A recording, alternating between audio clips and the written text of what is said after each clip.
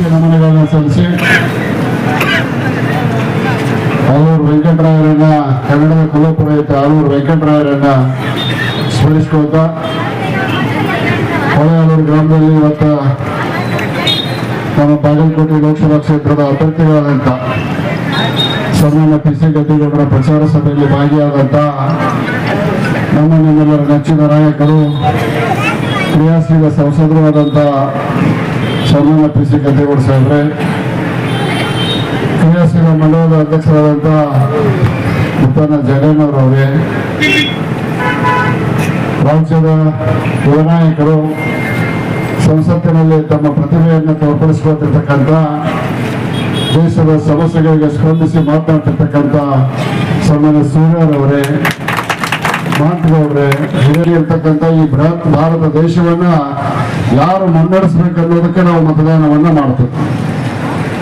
ಈ ಪರಿಕಲ್ಪನೆಯಿಂದ ನಾವು ಮತದಾನವನ್ನ ಮಾಡ್ಲಿಕ್ಕೆ ಹೊರಡುವಾಗ ಕರ್ನಾಟಕದಲ್ಲಿ ನಮಗೆ 2 ಆಯ್ಕೆಗಳನ್ನು 10 ವರ್ಷಗಳ ಕಾಲ ಅವಿರತವಾಗಿ ಒಂದು ದಿನವನ್ನು ವಿಶ್ರಾಂತಿ ಪಡೆಯಲಾರದೆ ದೇಶವನ್ನು ಸಮಗ್ರವಾಗಿ ಅಭಿವೃದ್ಧಿ ಮಾಡಿದಂಥ ನರೇಂದ್ರ ಮೋದಿ ನಾಯಕತ್ವದ NDA ಮೈತ್ರಿಕೂಟದ ಭಾರತೀಯ ಜನತಾ ಪಕ್ಷದ ಅಭ್ಯರ್ಥಿ ಸನ್ಮಾನ್ಯ PC ಗದ್ದಿಗೌಡ. ಇನ್ನೊಂದು ಕಡೆ INDI ಮೈತ್ರಿಕೂಟ, ಅದಕ್ಕೆ ನಾಯಕರು ಯಾರು ನನಗೆ ಮತ್ತು ಇಲ್ಲಿ ಮಟ್ಟ ಗುರ್ತ ಎಲ್ಲ ನಿಮಗೆ ಯಾರ್ಯಾರು ಗುರ್ತಿದ್ರೆ ನನಗೆ ಹೋಗುವ ಸ್ವಲ್ಪ ಹೇಳೋದು. INDI ಮೈತ್ರಿಕೂಟದ ಕಾಂಗ್ರೆಸ್ ಅಭ್ಯರ್ಥಿ ನಮ್ಮ ಬಾಗಲಕೋಟೆ ಕ್ಷೇತ್ರದವರಲ್ಲ, ಪಕ್ಕದ ಬಿಜಾಪುರ ಕ್ಷೇತ್ರದವರು. ತವ್ರ ಮನೆ ಬಿಜಾಪುರ, ಗಂಡನ ಮನೆ ಬೀದರ, ಚುನಾವಣೆ ನಿಂತಿದ್ದು ಬಾಗಲಕೋಟೆ.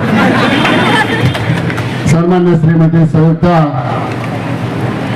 ಪಾಟೀಲ್ ಆಯ್ಕೆ ಮಾಡಿಕೊಂಡಿದ್ದಾರೆ.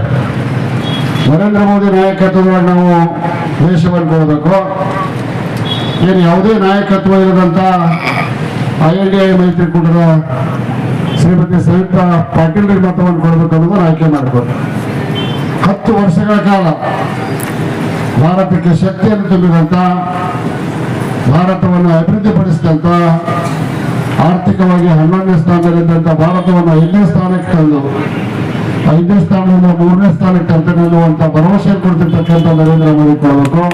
ಲಕ್ಷಾಂತರ ರೂಪಾಯಿ ಫಸಲ್ ಬಿಮಾ ಕೊಟ್ಟಂತ ಇಂಥ 10 ಹಲವಾರು ಯೋಜನೆಗಳು ಹೇಳ್ಕೊಂತ ಹೋಗ್ತಾ ಸಾಕಾಗೋದು ನರೇಂದ್ರ ಮೋದಿ ಅವರ ಸಾಧನೆಗಳ ಬಗ್ಗೆ.